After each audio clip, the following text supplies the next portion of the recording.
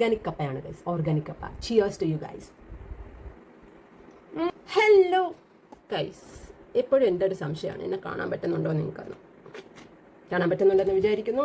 അപ്പം ഇന്ന് ഞാൻ ഉച്ചയൂണുമായിട്ട് വന്നിരിക്കുന്നത് ചോറല്ല guys. Today I have a delicious Kerala style kappa പരട്ടിയത് with yummy ayala and ayala fry. ഇതെന്താ തെറ്റിക്കൊണ്ടിരിക്കുന്നത്? ഫ്രൈയിൽ എങ്ങനെ ഇട്ടെന്ന് എൻ്റെ കറി പറ്റിയതാണ്. വായിന്ന് വെള്ളം വരുന്നു guys. I don't know how to manage my watery mouth. അപ്പം ഒരുപാട് സംസാരിക്കുന്നില്ല, നമുക്ക് നമ്മുടെ ഫുഡിലോട്ട് കിടക്കാം. കപ്പ ഗൈസ്, കപ്പ പഞ്ഞി പോലത്തെ കപ്പ. നോക്കൂ, കപ്പയും പഞ്ഞി പോലത്തെ ഒക്കെ ആവും.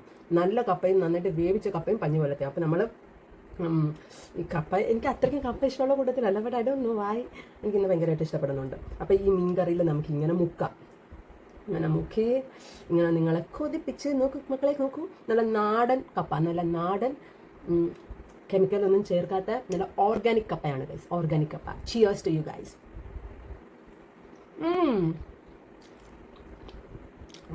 This is so good. നല്ല മഞ്ഞപ്പൊടി, മഞ്ഞളിട്ട് പുരട്ടിയ കപ്പ, മഞ്ഞളിട്ട് കുഴച്ച കപ്പ. നമുക്ക് പിടയ്ക്കുന്ന മീൻ കറി വെച്ചത് കൂട്ടാം. ഓക്കെ, നമുക്ക് നല്ലൊരു മോദക്കാൻ കഷ്ണം എടുക്കാം, അയിലിടാം. വാവ്, യം.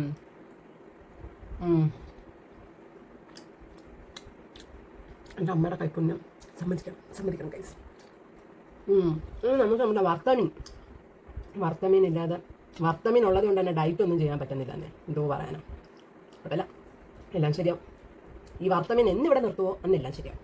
അപ്പം നമുക്ക് നല്ല ചൂടൊന്നുമില്ല, ചൂടില്ലാത്ത നല്ല വറുത്തമീൻ കഴിക്കാം. ഇതിൻ്റെ കൂടെ തോന്നാൻ കപ്പ കഷ്ണം കഴിക്കാം.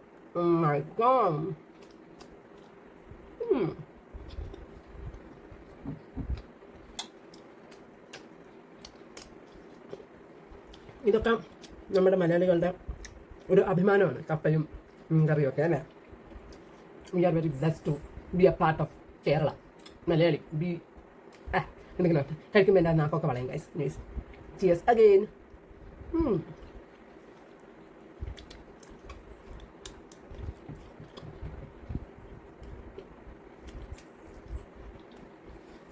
By bye. നിങ്ങളുടെ ഫുഡ് കഴിച്ചിട്ട് വായോ.